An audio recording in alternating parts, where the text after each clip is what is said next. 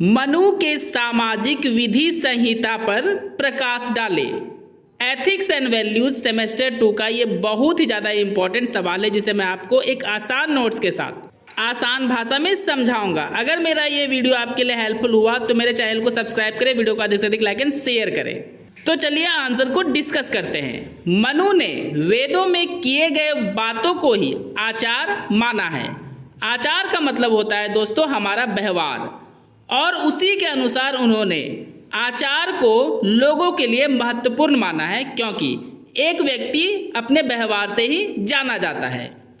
मनु ने अच्छे लोगों के बारे में कहा है कि ये लोग ही केवल श्रेष्ठ होते हैं, और वे सभी अच्छे लोग जो सभी तरह के कष्ट सहकर भी अपने जीवन में किसी को कष्ट नहीं पहुंचाते, वैसे लोग ही 100 वर्ष की लंबी आयु जीते हैं। बुरे लोगों के बारे में भी उन्होंने कहा है कि ऐसे लोग हमेशा किसी न किसी कष्ट से उलझे ही रहते हैं और कम आयु में ही मर जाते हैं। आसान शब्दों में इसे समझा जाए दोस्तों तो मनु के अनुसार अच्छे लोग लंबी आयु जीते हैं और बुरे लोग कम आयु में ही मर जाते हैं। दोस्तों आपको पैराग्राफ चेंज कर लेना है। मनु ने 4 प्रकार के वर्ण व्यवस्था और 4 प्रकार के आश्रम व्यवस्था के बारे में वर्णन किया है, जिसको समाज में काफ़ी महत्व दिया जाता है।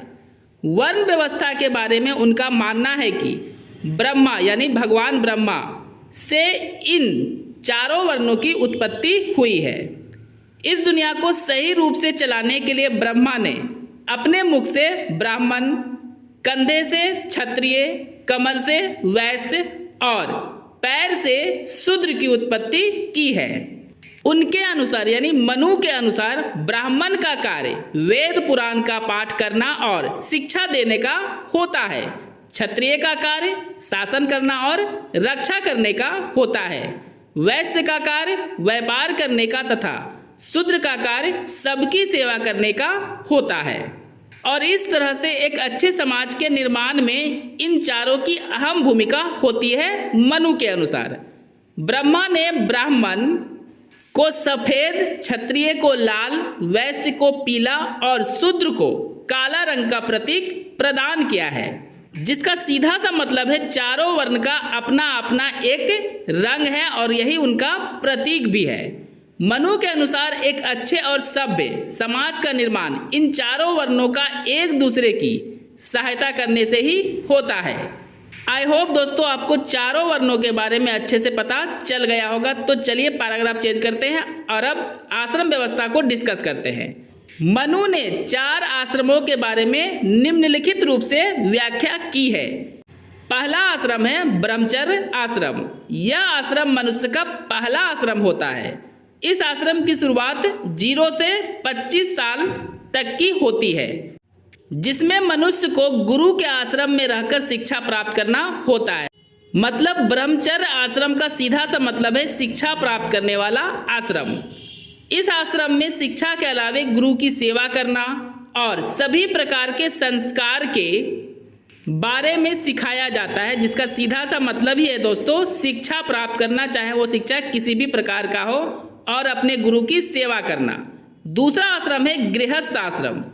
इस आश्रम की शुरुआत ब्रह्मचर्य आश्रम के बाद होती है, यानी ब्रह्मचर्य आश्रम जैसे ही समाप्त होता है गृहस्थ आश्रम शुरू हो जाता है।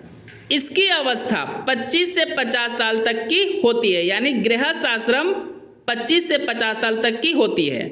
सीधा सा मतलब है दोस्तों सभी आश्रम 25-25 साल की होती है।